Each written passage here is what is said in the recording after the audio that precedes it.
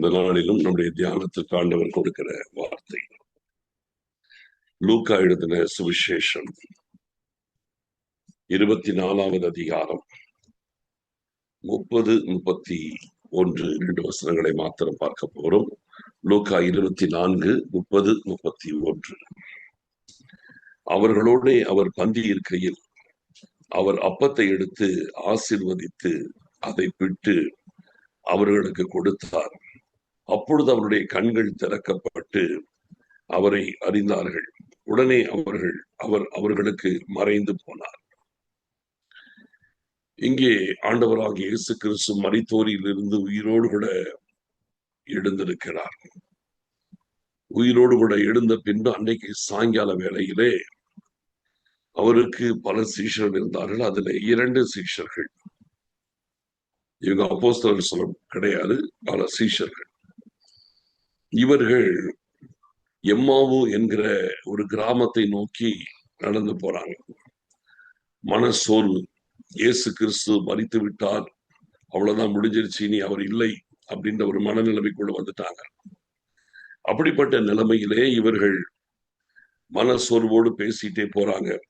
போகிற வழியில் இயேசு கிறிஸ்துவும் அவர்களோடு இணைந்து அவர்களுக்கு பின்னால போறார், கூடவே நடக்கிறார். நடந்து கொண்டு போய்கொண்டே இருக்கும் பொழுது ஒரு கட்டத்துல இயேசு கிறிஸ்து அவங்களோட பேச்சு கொடுக்க ஆரம்பிக்கிறாரு. நீங்க என்ன பேசி கொண்டிருக்கிறீர்கள், ஏன் நீங்க இப்படி துக்கமா என்ன பேசிட்டு இருக்கிறேன்னு விசாரிக்கிறார்.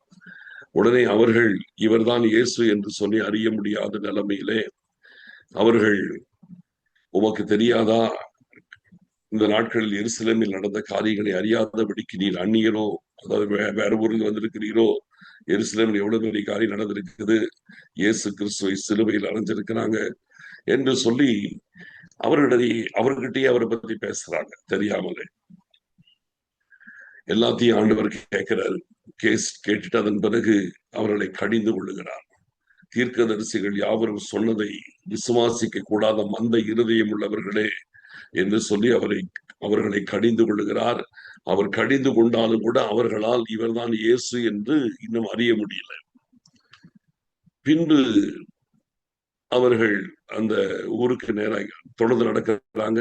ஒரு கட்டத்தில் அந்த எம்மாவு என்கிற கிராமத்திற்கு வழி பிரிந்து போகிறது. அங்கே வரும் பொழுது அந்த சீஷர்கள் இயேசு கிறிஸ்துவை பார்த்து கேட்கிறாங்க, ஆண்டவரே, சாயங்காலமும் ஆயிடுச்சு, பொழுதும் போயிடுச்சு, நீர் எங்களோடு கூட தங்கிடும். அப்போ அவர் அப்புறம் போற மாதிரி அப்படியே காட்டுறாரு. அவர் நேரா போற மாதிரி காட்டுறாரு. அந்த ரோடு இப்படி பிரியுது எம்மாவு ஊருக்கு. ஆனால் இயேசு கிறிஸ்து அப்படி நேரம் நடந்து போற மாதிரி காட்டுறாரு. இவங்க எம்மனை கூப்பிடுறாங்களா இல்லையா என்று பார்க்கிறாரு. அப்பொழுது அவர்கள் இயேசு கிறிஸ்துவை அழைக்கிறாங்க. அவரும் அவர்களோடு கூட போறாரு. போய் அந்த வீட்டுல இருந்து அங்கே அப்பத்தை எடுத்து கொடுக்கிறாங்க. அவர் இயேசு கிறிஸ்து அங்க இருக்கிற அப்பத்தை எடுக்கிறாரு. அதை பிதாவை நோக்கி ஸ்தோத்திரம் பண்றாரு.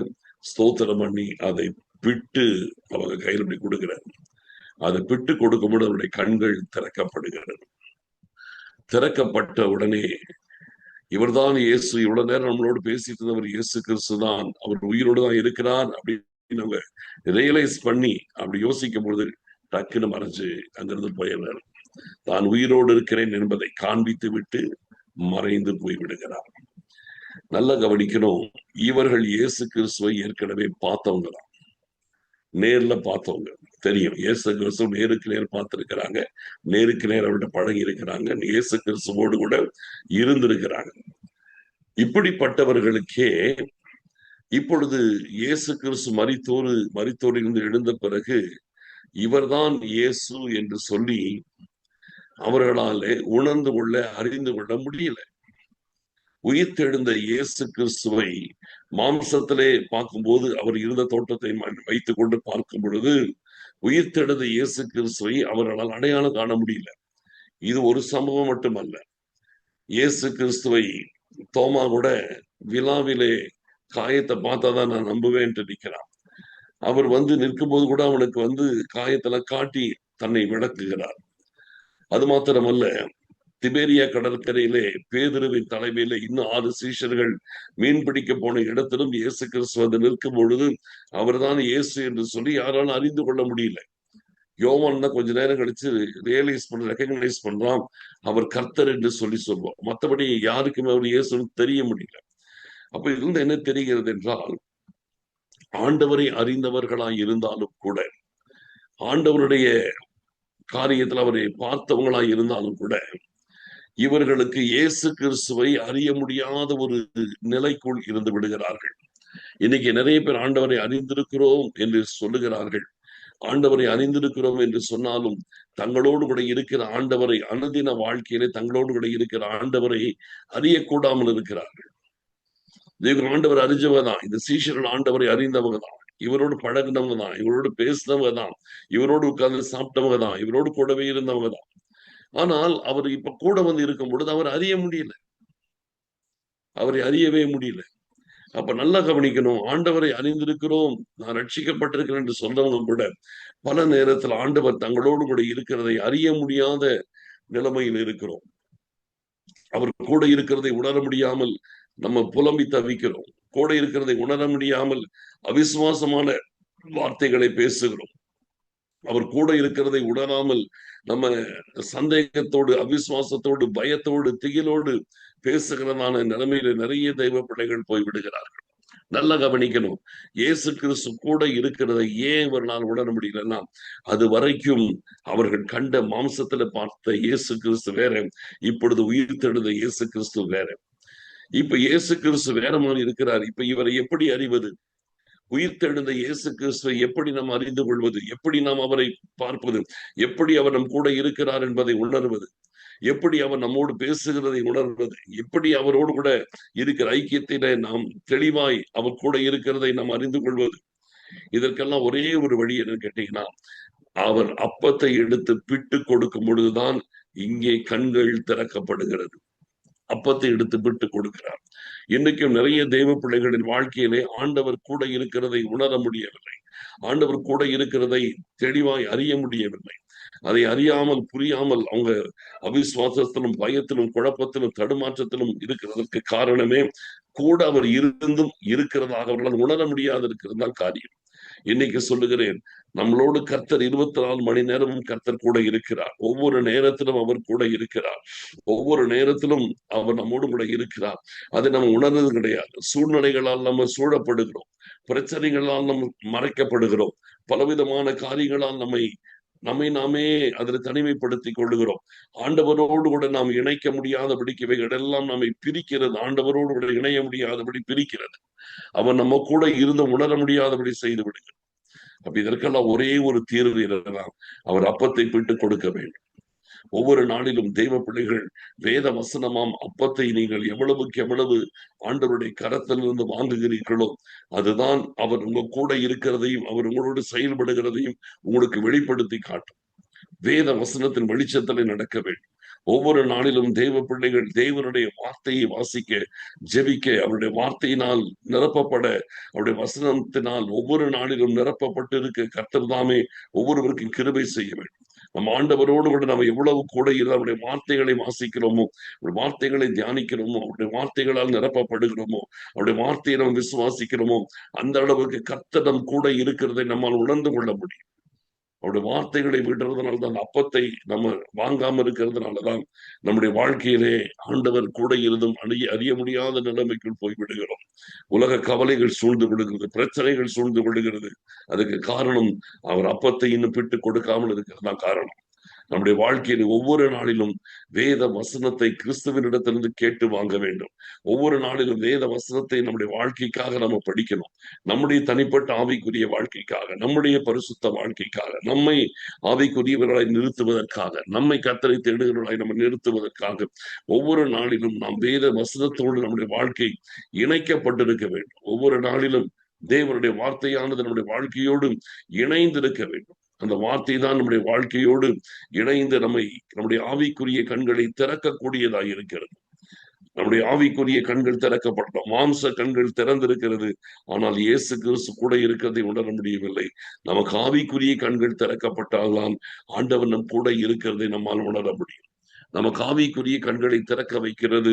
ஆவிக்குரிய பிரகாரமாய் கர்த்தரை அணுக வைக்கிறது. ஆவிக்குரிய பிரகாரமாய் கர்த்தரோடு கூட தொடர்பு கொள்ள வைக்கிறது. ஆவிக்குரிய பிரகாரமாய் ஆண்டவரோடு கூட நம்ம இணைக்கிறது தேவனுடைய வார்த்தை மட்டும்தான். அதனால தேவனுடைய வார்த்தைக்கு எப்பொழுதும் முக்கியத்துவம் கொடுங்கள். தேவனுடைய வசனத்திற்கு எப்பொழுதும் முக்கியத்துவம் கொடுங்கள். வசனத்திலே தெளிவுள்ளவர்களாக இருங்கள். வசனத்தை நல்லா படித்து இருதயத்திலே பதித்துக் கொள்ளுங்கள். ஒவ்வொரு நாளிலும் தேவனுடைய வார்த்தையானது உங்களை வழிநடத்துவதாக, அவருடைய கிருபை நம்மை சூழ்ந்து கொள்வதாக. அவருடைய வசனம் தான் நம்முடைய கால்களுக்கு தீபமாய் இருக்கிறது, நம்முடைய பாதைக்கு வெளிச்சமாய் இருக்கிறது. அவருடைய வார்த்தையினால் நம்ம நிரப்பப்படும் பொழுது அந்த வசனம் நம்மை பரிசுத்தப்படுத்துகிறது. கரை திரை முதலானவைகள் ஒன்றுமில்லாத மகிமையுள்ள சமையாக தனக்கு முன்பாக நிறுத்துவதற்கு அவர் திருவசனத்தை கொண்டு தண்ணீர் முழுக்கினால் நம்மை பரிசுத்தமாக்குகிறார், சுத்திகரிக்கிறார் என்று வேதம் சொல்லுகிறார். அப்ப நம்ம அப்படி இருக்கும் பொழுது வேத வசனத்தினால் ஒவ்வொரு நாளிலும் நாம் திருப்தியாகும் பொழுது, வேத வசனத்தினால் நாம் ஆட்கொள்ளப்படும் பொழுது நம்முடைய கண்கள் திறக்கப்படுகிறது. ஆண்டவருடைய செயல்பாட்டை அறிய முடியும். ஆண்டவர் நம் கூட இருக்கிறதை உணர முடியும். அவருடைய பிரசன்னத்தை அனுபவிக்க முடியும். அவருடைய சமூகத்தில் அவர் கூட இருக்கிறதை விசுவாச கண்களால் பார்க்க முடியும். நம்முடைய ஃபெய்த் நமக்கு ப்ராப்பரா இருக்கும். அந்த விசுவாச கண்கள் நமக்கு திறக்கப்பட்டிருந்தால் அவர் கூட இருக்கிறதை நாம ருசிக்க முடியும், ரசிக்க முடியும், உணர முடியும், கூட இருக்கிறவரோடு தொடர்பு கொள்ள முடியும். ஆனால் நம்முடைய வாழ்க்கையில பல நேரத்திலே ஆண்டவருடைய வார்த்தை இல்லாத காரணத்தினால், அந்த வார்த்தையின் வறட்சி, வார்த்தை இல்லாத ஒரு காரணத்தினாலதான் நம்மால் ஆவிக்குரிய பிரகாரமாய் கர்த்தரோடு தொடர்பு கொள்ள முடியாமல் மாம்சத்திலே தடுமாறி கொண்டிருக்கிறோம். நல்ல கவனிங்க, நாம் ஆவிக்குரியவர்கள். தேவனுடைய வார்த்தை ஆவியாகவும் ஜீவனாகவும் இருக்கிறது. அந்த தேவனுடைய வார்த்தையை நீங்கள் ஆண்டவருடைய சமூகத்திலிருந்து பெற வேண்டும் என்றால் அவருடைய பாதத்துக்கு நீங்க டெய்லி வரணும். அவருடைய பாதத்தில் இருந்து ஆண்டவருடைய வார்த்தைகளை நீங்கள் வாசிக்கணும், கேட்கணும், அதை இருதயத்திலே பதிக்க வேண்டும். இதெல்லாம் இருந்தால் நிச்சயமா சொல்றேன், ஆண்டவருங்க கூட இருக்கிறது எந்த விதத்திலும் பாதிக்கப்படாது. ஆண்டவர் கூட இருக்கிறதை நீங்கள் அறிய முடியும், புரிய முடியும். அதை நீங்கள் தெளிவாய் தெரிந்து கொண்டு அவருடைய சமூகத்திற்குள் புது பலத்தால் நீங்கள் நிறைந்திருக்க முடியும். ஆகினால் இந்த நாட்களிலும் தேவனுடைய வசனம் நம்முடைய வாழ்க்கையை நடத்துவதாக. அவர் அப்பத்தை எடுத்து விட்டு கொடுக்கையில் அவர்கள் கண்கள் திறக்கப்பட்டது. அங்கேதான் அவருடைய கண்கள் திறக்கப்பட்டு தங்களோடு இருக்கிறவர் இயேசு கிறிஸ்துதான் என்பதை அறிந்தார்கள். அது நிமித்தமே அவர்களுக்கு கர்த்தர் தன்னை உயிரோடு இருக்கிறவராக காண்பித்தார். இன்றைக்கும் நம்முடைய வாழ்க்கையில் வசனத்தை நல்ல தியானிங்க, இதனால் எல்லாம் தியானிங்க, வேதத்தை நல்ல படிங்க. ஆண்டவர் உங்களோடு கூட இருக்கிறதை அதன் மூலமாய் எப்பொழுதுமே உங்களுக்கு விளங்க பண்ணுவார். கர்த்தரை நோக்கி பார்க்கலாம். ஸ்தோத்திரிக்கிறோம் ஆண்டவரே, நாங்கள் உம்மை துதிக்கிறோம் அப்பா. உமக்கு ஸ்தோத்திரம். உம்முடைய வசனங்கள் எங்கள் கால்களுக்கு தீபமாய், எங்கள் பாதைக்கு வெளிச்சமாய், ஒவ்வொரு நாளிலும் எங்களோடு கூட இருந்து எங்களை நடத்தி வருகிற தயவிற்காக உமக்கு ஸ்தோத்திரம் ஆண்டவரே. ஸ்தோத்திரிக்கிறோம், ஸ்தோத்திரிக்கிறோம், ஸ்தோத்திரிக்கிறோம், ஸ்தோத்திரிக்கிறோம் அப்பா. உமக்கு ஸ்தோத்திரம், ஸ்தோத்திரம், ஸ்தோத்திரம். உம்முடைய வசனங்கள் எங்கள் கால்களுக்கு தீபமாய், பாதைக்கு வெளிச்சமாய் இருந்து எங்களை சுத்திகரிப்பதற்காக நீங்க பயன்படுத்துகிறதற்காக உமக்கு ஸ்தோத்திரம். நன்றி, நன்றி, நன்றி அப்பா. உம்மை உயர்த்துகிறோம், மகிமைப்படுத்துகிறோம் அப்பா. உங்களுடைய வார்த்தைகள் எங்களை ஒவ்வொரு நாளிலும் ஆலோசனை கொடுத்து கரம் பிடித்து நடத்துவதற்காக ஸ்தோத்திரம். Thank you Jesus. எங்களை தாழ்த்தி அர்ப்பணிக்கிறோம் ஆண்டவரே. எங்கள் ஒவ்வொருவருக்கும் அப்பத்தை விட்டு கொடுத்து எங்களை நடத்துவதற்காக ஸ்தோத்திரம், ஸ்தோத்திரம், ஸ்தோத்திரம், ஸ்தோத்திரம், ஸ்தோத்திரம். துதிகன மகிமை யாவற்றை நாங்கள் உமக்கு செலுத்துகிறோம். இயேசு கிறிஸ்துவின் மூலம் ஜெபிக்கிறோம் நல்ல பிதாவே, ஆமென். என் ஆத்மாவே கர்த்தரை ஸ்தோத்திரி, என் முழு உள்ளமே அவருடைய பரிசுத்த நாமத்தை ஸ்தோத்திரி. ஆத்மாவே கர்த்தரை ஸ்தோத்திரி, அவர் செய்த சகல பாரனை மறவாதே.